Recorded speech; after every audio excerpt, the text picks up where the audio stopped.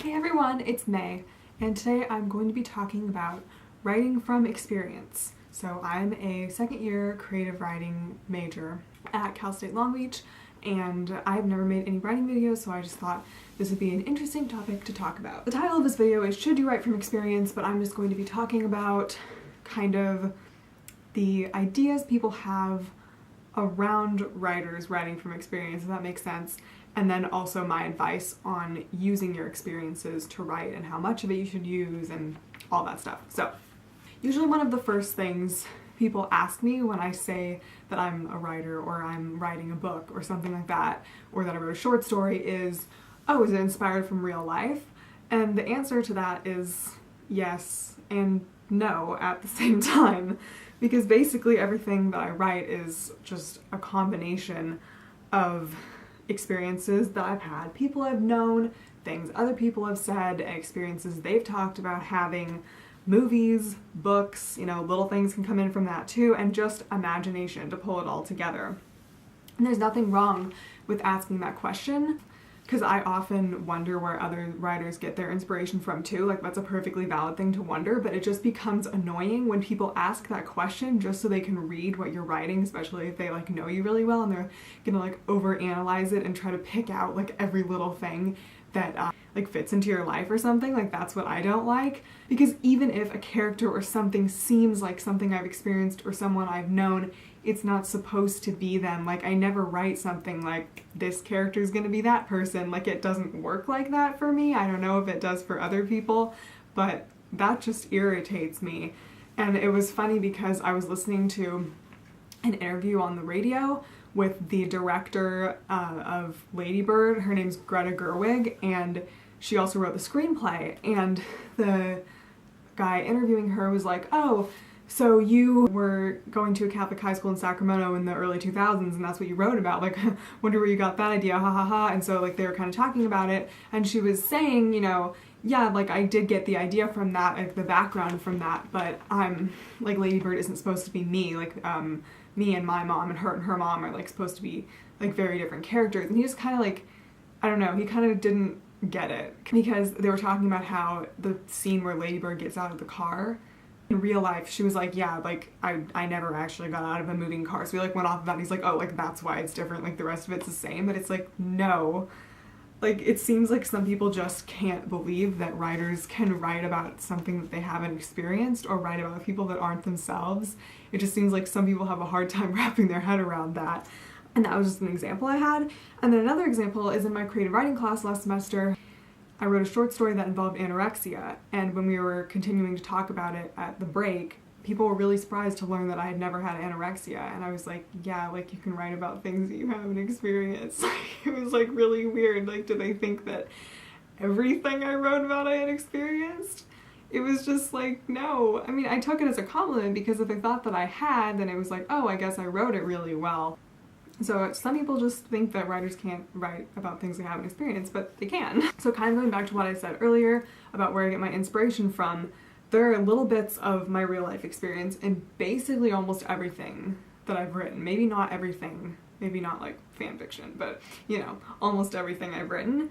But it might just be something little, and it's probably out of context. A lot of times I'll use things that people said, but the character saying it isn't supposed to be the person who said it, and it might be in a completely different situation. Sometimes I just use the way someone looks, or their name. Someone I didn't even know. It just could be someone in my classroom, oh, I like that name, I'm gonna use that.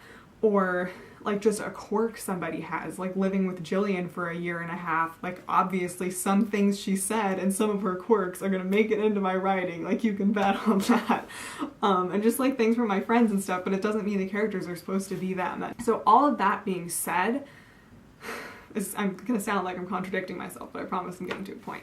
So things that are written from some kind of experience usually come out more authentic and all around better than things that are not.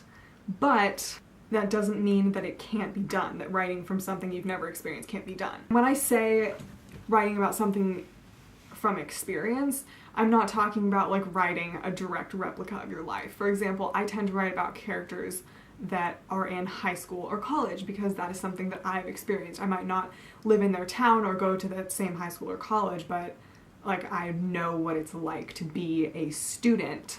So that's something that I feel confident writing about. If I was going to write about someone going to war, I have no experience with that. That would require so much research that I do not have the patience for. So it's going to come out probably more authentic because I know what it's like to be a student than someone who is trying to write about college who had never gone to college. But I'm not saying that that can't be done. Like my roommate, Jillian, is writing a historical fiction novel. So that's what she wants to write, is historical fiction. So she hasn't experienced I think she's writing about the 1930s, I don't know. She hasn't experienced the 1930s, let's just say it's the 1930s.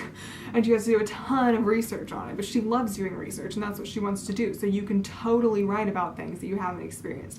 But when it comes to writing about something that you have experienced, it will come out really well. I hope this is making sense, I don't know. Going back to Lady Bird, Greta Gerwig wrote a story about a girl going to a Catholic high school in the early 2000s in Sacramento because she had experienced that, but the story was made up as far as I know. I don't think that's what really happened to her.